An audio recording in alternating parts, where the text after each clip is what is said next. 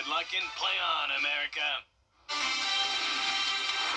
Right now on News Channel 6 at 11, it was decision day in the Garden City. A look at the Richmond County Board of Education's new superintendent. Also ahead, 3 South Carolina lawmakers have resigned from the state house, which is something that has never been done before. What's next for the Palmetto State? And animal abuse is on the rise in Georgia. How state lawmakers are cracking down on the issue as your News at 11 starts now. Live from Television Park, this is WJBF News Channel 6 at 11. Good evening, everyone. I'm Dee Griffin. Thanks so much for joining us. Coverage you can count on begins with the Richmond County School System voting for a new superintendent. On a 6-4 vote, Dr. Melinda Cobb was selected to fill the position permanently. And Dr. Cobb has served as the interim superintendent for the past 8 months. When we sat down and talked about what we wanted to do, we looked at the continuity of continually working with someone who not only knew our system, but was a member of our community. And Dr. Cobb, as you know, has been with our community from the very beginning. She is the prime example for our teachers, our families, and our students that you can start in this school system and work your way to the top. She started out as a teacher, worked her way up to being a principal, then worked her way up into senior administration, and now we are excited to have her as our next superintendent of schools. And Dr. Cobb will begin her role as superintendent tomorrow. She will be sworn in at a later date. Well, new service fees in store for tens of thousands in Augusta. Commissioners approving new rates for street lights and garbage service that will be included on this year's tax bills. And city leaders still have a big decision left on this year's property rate. George Escalon has the story.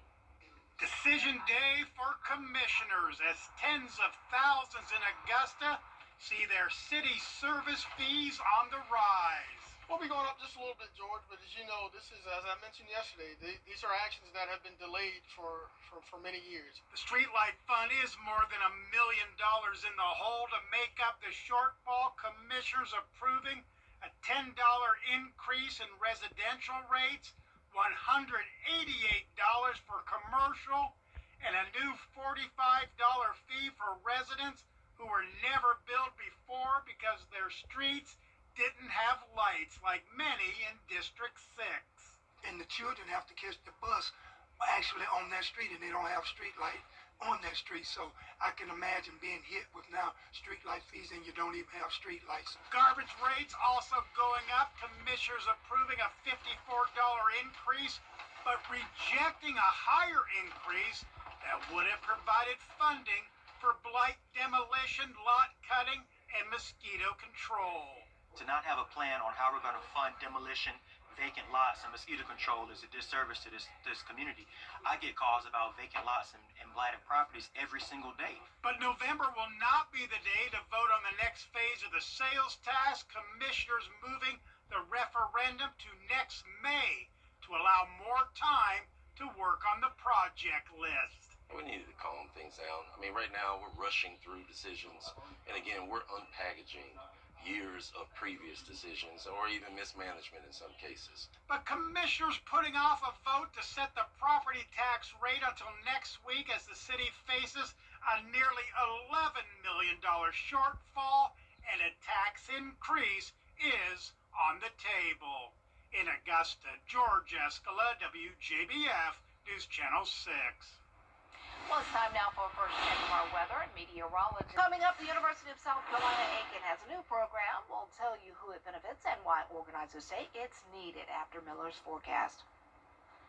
The first seen meteor shower is tonight. Unfortunately, we have some full moonlight that's going to be blocking our view. But if you do see it, share our photos with us on our Facebook page. I'll have the forecast coming up. Goodbye, everybody. And Aiken senior residents at Cumberland Village are heading back to school thanks to a new program. It's called Cumberland University, and it's thanks to a partnership with the Center for Lifelong Learning at the University of South Carolina Aiken. It's a new way to recognize residents who take 6 or more courses. The courses range from history to literature to computer science and local culture.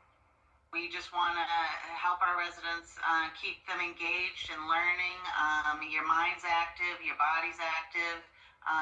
You just live the kind of life, and we like to spoil them. So we're going to drive them. Not everybody has a car or likes to drive or find parking, or we just drop them off at the front door and off they go.